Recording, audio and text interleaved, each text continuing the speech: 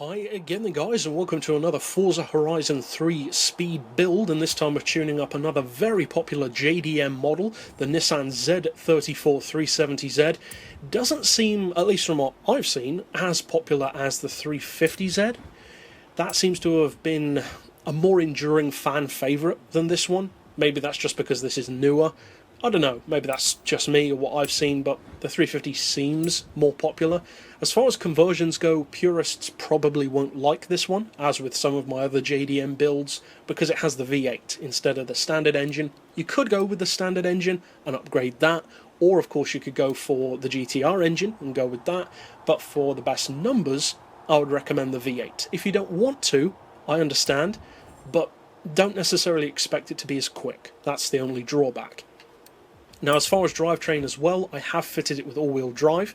Again, drifters ain't going to like that, but it's not a drift tune. It's a straight line build, so bear that in mind. If you don't want to have it, of course, remove it, but obviously it's not going to launch as quickly. As far as aspiration, I would recommend the twin turbo, and for the visuals, as you can see, I have changed up the body kit, rims, wing.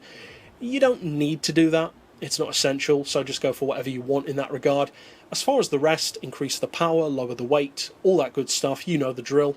Fit everything basically that has race in the title.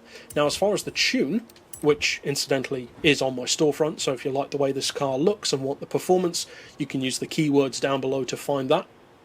But as you can see, the numbers are very good. In some cases, actually better than some of the GTRs. 2.3 to 60 technically, 5 seconds to 100, 267 flat out. That's pretty strong indeed. As far as the gearbox, I'd recommend a final drive of 2.9, then for first, 2.9 again, then 2, 1.5, 1.17, 0.94 and 0.77. Then as far as alignment, we've got neutral, camber and tow, as I often do. If you want to have some camber or some tow, there's nothing wrong with that. Go for it if you want to.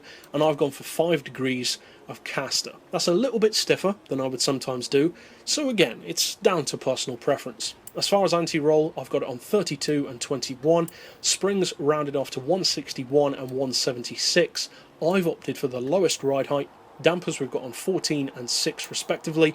Aero doesn't apply on this one. And for the diff, pretty much the setup that I usually use, 100% on acceleration, 0 for decel, and for this car I've gone 70% in favour of the back end. So you've got a considerable amount still going to the front, which helps of course off the line, off-road, all that good stuff.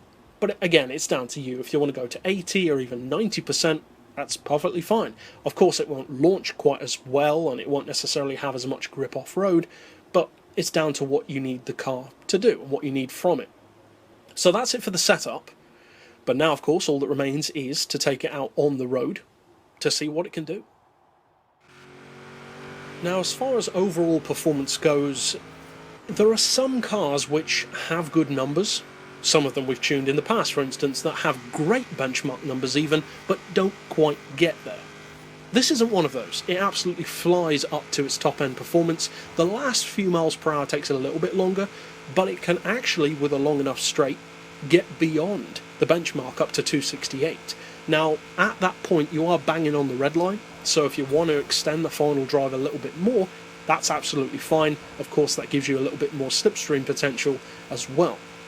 But even if you don't, it's got more than enough straight line performance to get the job done, and even with that 30% going to the front end, you can still drift it nicely, the handling's still great in traffic, and it's just a good car overall. So if you decide to use this tune or some variation of it, I hope you have a lot of fun with it of course, and there are plenty more to check out on the channel. But for now, as always, thanks for watching.